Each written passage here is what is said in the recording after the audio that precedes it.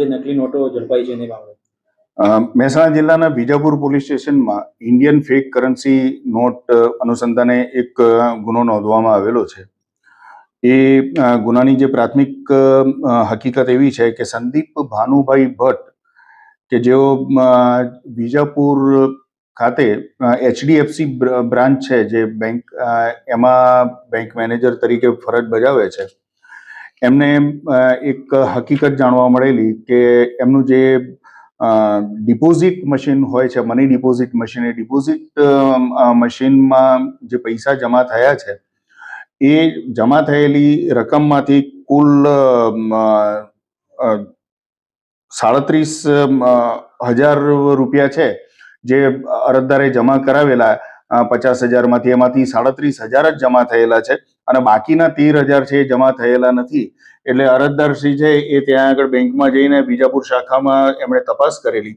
એ તપાસ દરમિયાન એમણે મેનેજરને પૂછપરછ કરતા એમણે કહેલું કે મેં 50,000 રૂપિયા જમા થયેલા છે, કરાવેલા છે, પરંતુ મને જે મેસેજ મળ્યો છે એ મેસેજમાં 37,000 રૂપિયા જ જમા થયેલાનો મેસેજ મળેલો છે. ત્યારે મેનેજરશ્રીએ એમને જણાવેલું કે તમે જે પૈસા જમા કરાવ્યા છે એમાં ઇન્ડિયન ફેક કરન્સી નોટો 500ના દરની મળી આવેલી છે અને 26 નોટો છે. તો આ બાબતે અમે પોલીસને જાણ કરેલી છે અને પોલીસમાં અરજી કરેલી છે. એ અરજી પોલીસ તપાસમાં અમને મળેલી હતી. એના આધારે અમે એની પ્રાથમિક તપાસ શરૂઆત કરેલી. એ પ્રાથમિક તપાસમાં અમને એવું જાણવા મળેલું કે આ જે ગુનો આચરવામાં છે એ ટોટલ 4 વ્યક્તિઓ સંડોવાયેલા છે.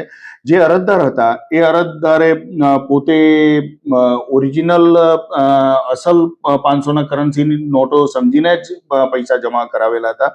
એમના એ ધ્યાનમાં નહોતું કે એમને જે નોટો આપવામાં આવેલી છે એમાં કોઈ ઇન્ડિયન ફેક કરન્સી નોટો પણ મૂકવામાં આવેલી છે.